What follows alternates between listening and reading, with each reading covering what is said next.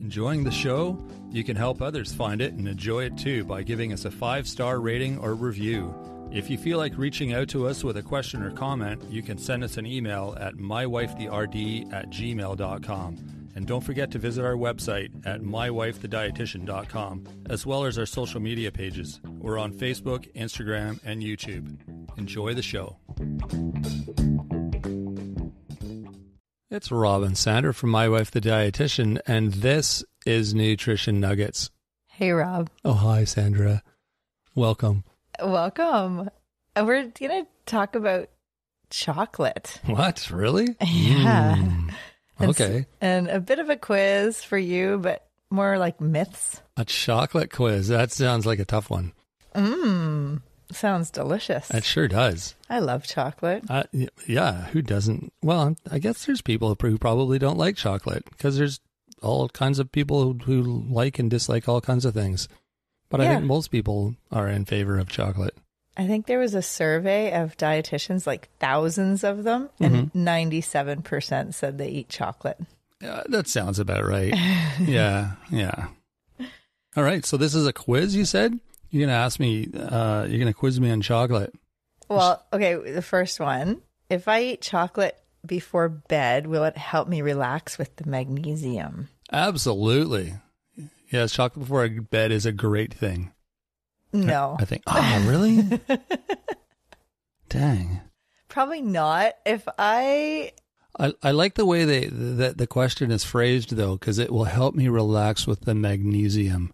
That's the funny thing about chocolate is people always look for reasons to eat it. That is so true. Right? Oh my gosh, that's right. So is that where that myth comes from then? Well, that it's so interesting because you're right. A lot of people think, oh, I need more magnesium. Oh, chocolate's high in magnesium. I'll eat chocolate. Yeah. I would recommend eat your chocolate during the day and with a meal. Okay. Instead of just on its own and right before bed. Do you know why? Well, probably because there's caffeine in it. Exactly. And it'll keep you awake. And what kind of quantity are we talking about? Like if I put a few chocolate chips in my yogurt, is that going to like have a huge impact on my sleep? Or are we talking like I shouldn't eat a whole chocolate bar? Not that I really would. Well, I suppose it's happened. Oh, yeah, absolutely. 1 ounce of dark chocolate has about, and this is dark meaning 70 to 85% cocoa, like the dark chocolate. Yeah. Has about 23 milligrams of caffeine. 1 ounce. How big's a chocolate bar? It's like a couple 100 ounces or 50. It's like 1 ounce is like probably a couple little squares of chocolate bar, right? 1 ounce is 28 gram weight. Oh, okay, that helps. Okay, I just grabbed a sort of standard size chocolate bar out of our cupboard. 100 grams. So you said 28 grams is the same as an ounce? Yes. Okay, so an ounce of chocolate is about a quarter of this chocolate bar, which should be, I don't know, a pretty decent serving, like six pieces, 6 little squares of chocolate. That's probably what I'd eat, actually. Yeah. If I was going to have some, well, maybe I'll have some right now. So for comparison, that's about the same as a cup of regular tea in terms of caffeine. Oh, in terms of caffeine, I see. Gotcha. Of regular tea. Not a cup of coffee. No. Okay. Well, that's good to know. So yeah, you probably want to not have that before you go to bed. A cup of coffee, like 8 ounces, like a mug of coffee is about 95 milligrams of caffeine, depending on how it's made. And yeah, if they put decaf in it or not. Is that what you mean, how it's made? No, I mean more like the drip or the... Yeah, how strong it is, basically. Yeah, exactly. Right. So that would be almost 100 milligrams of caffeine, whereas the ounce of dark chocolate is about 23 milligrams of caffeine. And then 60%, like 60 to 69% dark, the kind that's got a little bit less cocoa, has a little bit less caffeine. So the caffeine's coming from the cocoa beans, the dark chocolate. So it's about 12 milligrams of caffeine in the less dark. Oh, I see. Okay. So the darker it is, the more caffeine it has. Yeah, like an 85% cocoa has about almost 35 milligrams. And what about milk chocolate then? Yeah. I guess there's still cocoa in. Sorry, I'm eating chocolate here. Yeah, milk chocolate only has 5 to 10 milligrams of caffeine. So okay. A lot less. Perfect. So that's the one to eat before bed then. Well, if you're trying to, okay, the next question, because it's kind of related. Okay. Or it's a myth. I can't have chocolate because I have diabetes. There's probably certain chocolate you can have, but some that you can't have. No. Oh, you can't eat chocolate at all? Or you can eat any chocolate? You can include chocolate. You don't have to buy the diabetes type chocolate. Oh, okay. Although I'm sure there's a whole product series of diabetic specific chocolate bars, right? Yeah, that absolutely. cost 3 times as much. Yeah, that still might have lots of fat and... Yeah, I hear you. Yeah, a different type of sugar. But person with managing their blood sugars with diabetes could still have some chocolate. It's just the timing matters, right? What do you mean, the timing?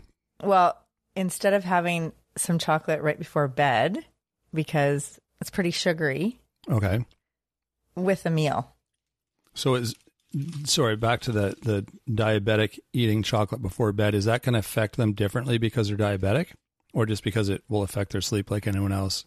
Yeah, good question. Someone with diabetes doesn't have as much blood sugar control because of problems with their insulin. Mm-hmm. So we want to have meals and snacks that have protein and fiber and fat.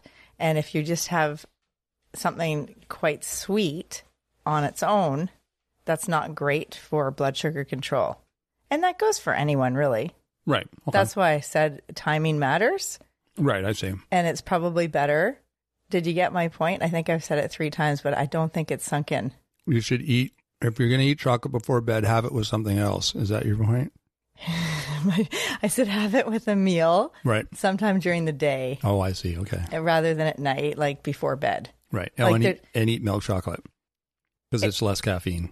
I'm just messing with you because I want to eat chocolate. And you're eating chocolate right now. Well, I stopped. We can hear it. I know. I stopped because I thought it's a little bit gross that you're... I'm all done now. It's just stuck to my teeth. I don't mean it's gross. It's just... It's delicious. It's... How could you be eating chocolate when everyone's listening and they probably want some too? Well, they should go have some. Unless you're listening at nighttime, and then you probably should not have some. Okay, next question. Or were you done with that? So there's been 2 questions. Yeah, how many are we doing here? More. We're doing more. Okay, let's keep going. Okay, chocolate causes acne. Yes. That's what my mother always told me. Oh. I think that's just so she could keep the chocolate to herself. Right. Right? Yeah. Mm-hmm. What causes acne? I caught on to that. What causes acne? Stress. What makes stress feel better? Chocolate. You're funny. Yeah. Well, it's so true, right? Exactly. Yeah. Well, it's more hormonal changes that can affect acne and pimples and skin health. Totally. And your genetics. I was going to say genes are a big part of it. Yeah, play a big role. And then your overall diet, not just any one food, has more of an effect. Mm-hmm. Yeah. Right? So working in a greasy kitchen, like fast food kitchen, doesn't help either. Is that what happened to you? It is. Yeah. When you were a teenager? Yeah. I had wicked acne, and I don't anymore. When I was a teenager, I just thought I'm just going to have this like crazy acne skin issue my whole life, and it's just going to be nasty. But it's fine. I have nice skin now. Yeah. So you went through a phase, and you were working at Pizza Hut, right? I was, yeah. And it's like just like a grease sauna in there. You can't go in there without coming out just sticky. It was nasty. Ooh. Yeah, it doesn't help your skin. Right. Okay. Yeah. So it can be included in a varied diet with moderation, and if you have pretty good quality. What are you talking about? Good quality chocolate. Oh, sorry. I'm talking about it's the overall diet that makes a difference, not any one food. For acne. Mm-hmm. Oh, okay. I got you. Mm-hmm. All right. Yeah, totally. All right. Okay, the next one. Chocolate is addictive. Absolutely. You think so? Oh, yeah. Well, maybe not like physically addictive, but the idea of chocolate is addictive, I would say. That is really interesting. Yeah. I mean, there are qualities. And we did an episode on chocolate back on Valentine's Day. It might have been last year. Yeah. I think it was a while ago. Yeah. Yeah. And on sexy foods, we talked all about chocolate. Because part of it is the feelings. It's a feel-good chemicals are released when you eat it, like the serotonin and endorphins. Right, right. Right? And it does represent like comfort, reward, celebration. So those things can make you crave it. And so then it does feel like it's addictive, but there is actually no evidence that it actually causes a physical addiction. It's sort of like coffee in a way, like you crave the idea of it and the feeling of it and the reaction that you get from it. Like you said, there's also something else about chocolate. I've just, as you were talking, I kind of realized that if you think about the times in your life when you get chocolate, starting at a young age, it's all festive, really exciting times. So there's Christmas for a lot of people. There's chocolate. Halloween is fun. Easter is fun. Your birthday, maybe there's chocolate. It's always like the big fancy dessert is chocolate. Valentine's Day. It's always something that there's like people who are excited and celebrating. Yeah. So there's happy memories associated with eating chocolate. So you grow up with that good association with chocolate. Of course you're going to like it. Oh yeah. There's nothing like it. No, there's not really. I just love chocolate. Yeah, especially good chocolate. Yeah. Yeah, absolutely. Yeah. All right. Next question. Well, and also the fact that it does have that mouth feel, like the fat in it and the sugar. So chocolate has a saturated fat that is different than most animal fats because it doesn't come from an animal. It's called stearic acid, and it's less harmful than the animal saturated fats. Really? Stearic acid is a fat. Oh, interesting. It's a saturated fat. And it comes from a plant? Well, the cocoa bean. Oh, I see. It's in the bean. Oh, cool. Yeah. Interesting. Yeah. So the episode we did about chocolate, we talked all about dark chocolate versus milk chocolate with regards to heavy metals, because there was a big study that came out and said that a lot of the chocolate that the labs sampled had elevated levels of heavy metals, which was concerning, especially for parents with kids, because kids like chocolate. Sure do. But then the bottom line was it's mostly in dark chocolate, and it's probably not a concern because most kids like milk chocolate. Exactly. Dark chocolate's a little bitter for a lot of kids' taste buds. Yeah. It's more of an acquired taste. It seems to be as you get older, you like dark chocolate more, or you acquire a taste for it. Right. So people say, this is where the next question is leading, dark chocolate is healthier than milk chocolate. Yeah, it seems to be that's the common conception, I guess. I don't want to say misconception. Is that a word? Conception? Yeah, like you conceive the idea. It's the idea. Yeah, I'm going to use it. Yeah, so it depends on what we define as healthy. True. It's always that, right? It totally is. Yeah. So, okay, dark chocolate has, what does it have that makes it healthy? Isn't it from the bean, the cocoa bean, cacao bean, or however you say it? Yeah, cocoa flavonoids, which the flavonoids are antioxidants. Right. That's it. It's like the phytochemical, right? And you don't have that in milk chocolate. Or you don't have it as much. Yeah, there's some in milk chocolate. But yeah, the dark chocolate has a lot of that. It's a higher concentration. Exactly. Which is what makes it dark and bitter and more healthy, or potentially more healthy. Well, that's what people want out of their chocolate, I think. When a lot of people are eating it for health, or they say they eat it for health, because those antioxidants, those cocoa flavonoids, offer some real benefits to your your health, just as other phytochemicals do that are antioxidants. So remember, it's good for your heart. It is, yeah. And your cardiovascular system, your brain, because of that anti-inflammatory effect. Right. So it can help with increasing your blood flow, and that's why we talked about it in sexy foods. Ah, the blood flow. Right. Yes. Good things happen when your blood flows. Right. Okay. Yeah, I've noticed that. But with dark chocolate, it really depends on the processing, and so it's not necessarily better.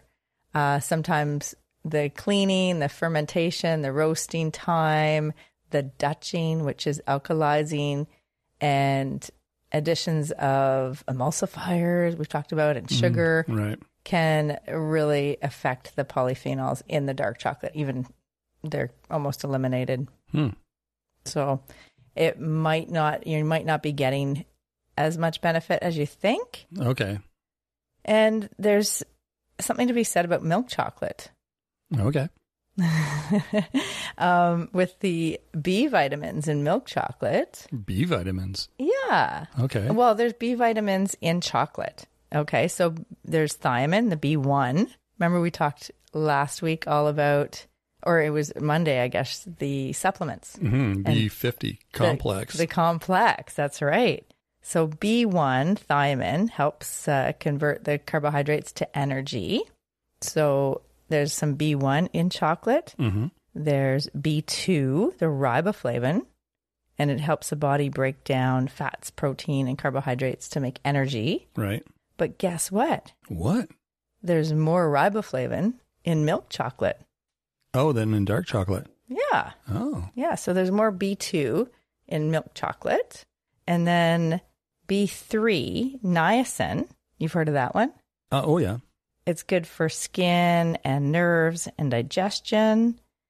And there's a little bit of that in chocolate. And B6, remember that one? Good for brain development, healthy immune system and nervous system. Okay. And folate. What number is that? That's B9. You got it. And that's for DNA synthesis and repair. Really key in pregnancy, prenatal. And then B12 is the other B vitamin. And do you remember B12 is pretty much only in animal fat? No, sorry, animal products. That's right. Yeah. So dark chocolate is good for vegetarians. There's B12 in milk chocolate, a little bit of it, because the milk aspect. Oh, okay. But not in dark chocolate with no milk. Right. There you go. So yeah, so you get a little bit of B12, tiny bit in milk chocolate, but you won't in the dark chocolate. So we should eat both, is what you're saying. So you get that balance, you get the full, the plate ratio with your chocolate is the balanced meal. Right. Yeah, right. Okay. Yeah. That's why they have the assorted chocolates, right? The box of assorted chocolates. So you get a little bit of everything and cover all the bases. Smart. All right. What's next? So the first thing we said was about magnesium, right? I know a lot of people that eat chocolate because they say, oh, it's really high in magnesium. And it does have some magnesium. So 1 ounce actually has 64 grams of magnesium. Oh, wow. Is it? And that's a lot? Yeah. I mean, your requirement for the day would be 420 milligrams of magnesium. So that's a significant amount. That's a good chunk, from a couple bits of chocolate. Exactly. Whoa. So do you remember what magnesium does? All sorts of good things. Yeah, it's so good. Heart health, muscle and nerve function. And the muscle, it relaxes. Remember, it helps with bowel movements. Oh, yeah. Because of the muscles in the digestion. Boosts mood to help reduce stress. It's good for bone health because it helps regulate calcium and vitamin D.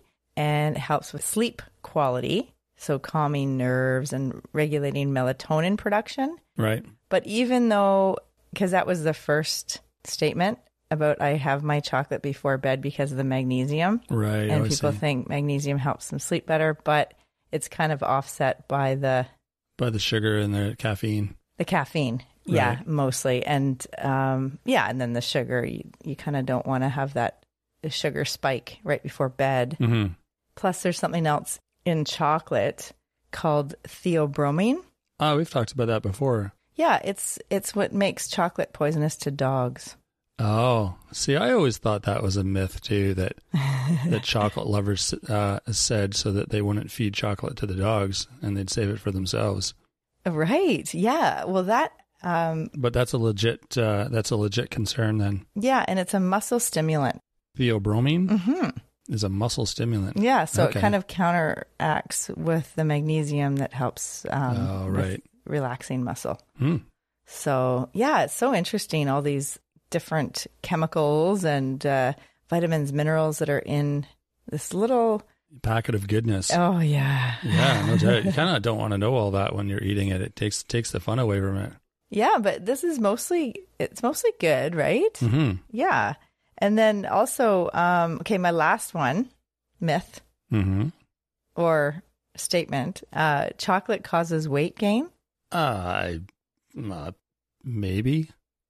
Can I say that? I mean, it seems like it would because it's, I don't know. Maybe not. Depends how much you eat, I guess. Can't anything cause weight gain if you eat too much of it and your diet? Like it's kind of hard to just zero in and say chocolate's bad. Exactly. It's the same as the one about chocolate causes acne, right? Yeah. It's yeah. It could be, there's so many factors around metabolism and how your weight is. Mm-hmm. And it could be hormonal changes. It could be your overall quality of the diet. When you're eating chocolate, like as I mentioned before, it's better to eat it during the day with a meal versus like alone, like at night as a bedtime snack. Shouldn't eat it alone. share it with someone. Yeah, right. Always. Or right? not. So the biggest difference between a candy bar and dark chocolate. So candy bar is what? That's like a Mars bar and O. Henry. What you get in your Halloween bag. Right. You know? Right. The chocolate bars that check out at the grocery store. Yeah. Most of them. And yeah. what's the biggest difference with those, like the candy bar versus a dark chocolate squares? Well, there's going to be other things in it besides chocolate. And not necessarily good things. Some of them have nuts and that sort of thing, but I would assume all the other ingredients to make it look good and stick together, all those things probably aren't that great to be consuming.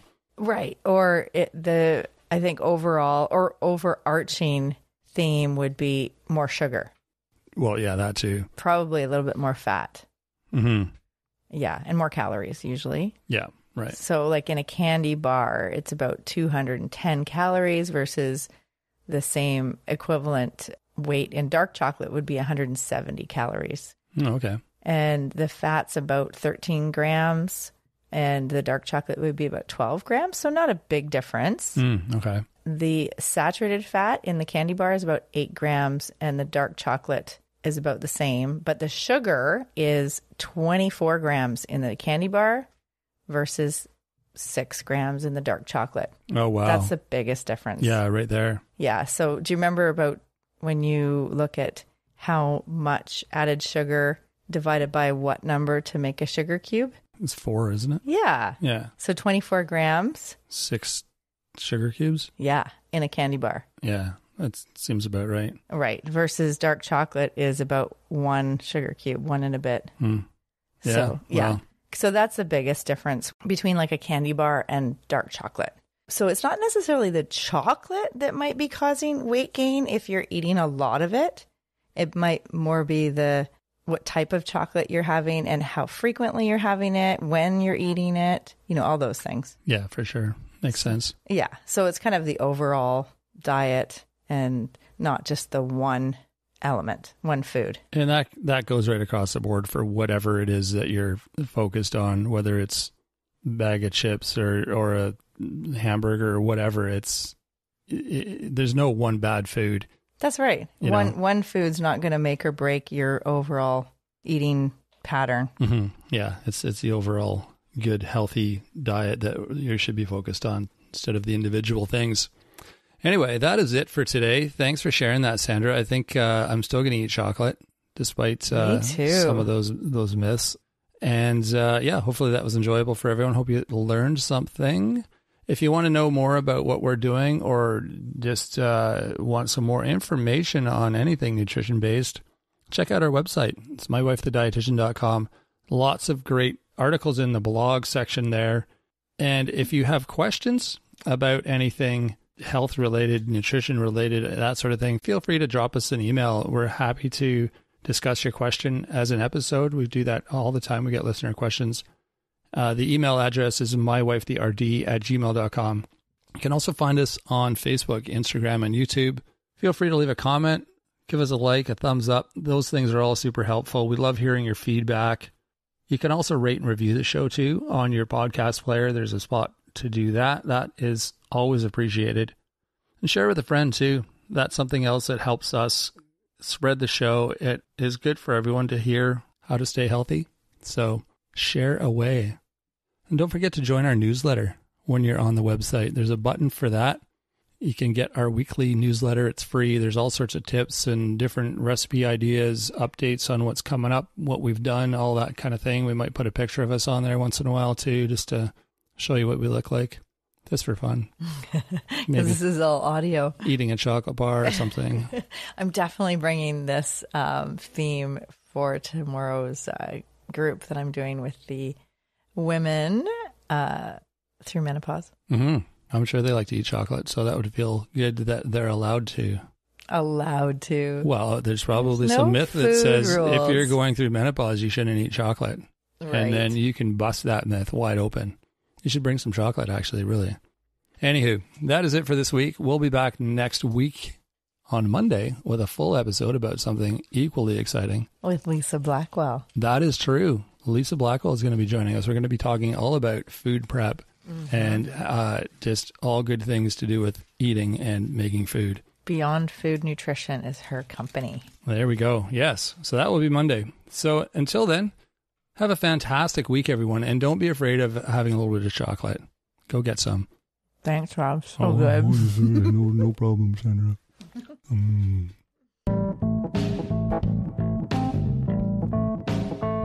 Thanks for joining us today on My Wife the Dietitian. If you like what you heard, don't be shy. Leave us a comment or review, and be sure to share our podcast with your friends.